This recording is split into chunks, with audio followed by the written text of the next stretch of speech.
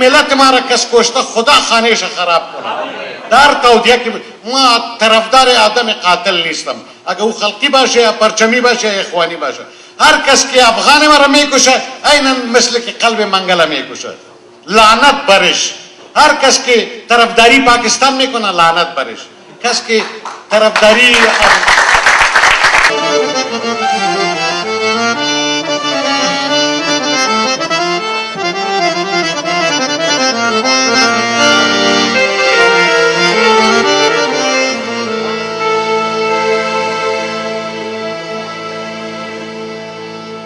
دل چه چیزیست که فدای خدمت من نکنم، این متاعیست که یار بی سر و پای دارد.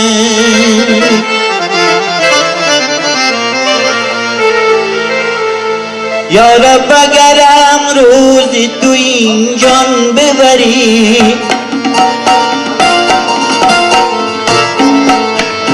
در کشور من به خاک افغان ببری. یا رب اگر امروز تو این جان ببری،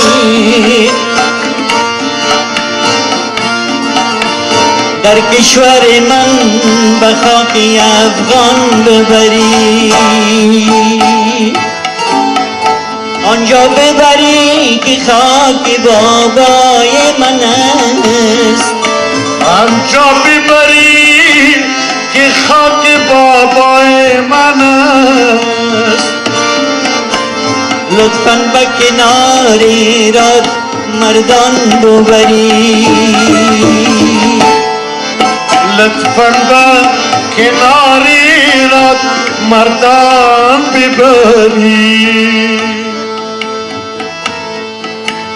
از روی کرم جان من آسان ببری، لطفاً به کناری راد مردان ببری. یا رب اگر امروز تو این جان ببری، در کشور من به خاک افغان ببری.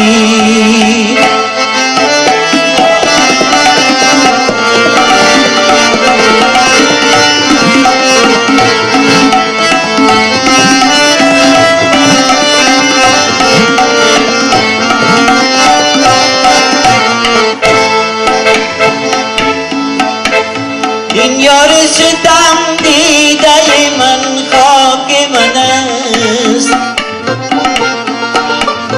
آری وطنم کوکب و افلاک من است. آری وطنم کوکب و افلاک من است. یا رب اگر امروز تو این جان ببری، یک کپ بزنی بابا، در کشور من به خاک افغان ببری. آنجا ببری که خاک بابای من است، آنجا ببری که خاک بابای من است. لطفاً به کناری راد مردان ببری. یا رب اگر امروز تو این جان ببری، در کشور من به خاک افغان ببری. در کشور من به خاک افغان ببری. با دیده تر و چشم گریان ببری، هنگام سحر با وقت آذان ببری. هنگام سحر با وقت آزان ببری در دره و دشت و کوساران ببری هنگام سحر با وقت آزان ببری هنگام سحر با وقت آزان ببری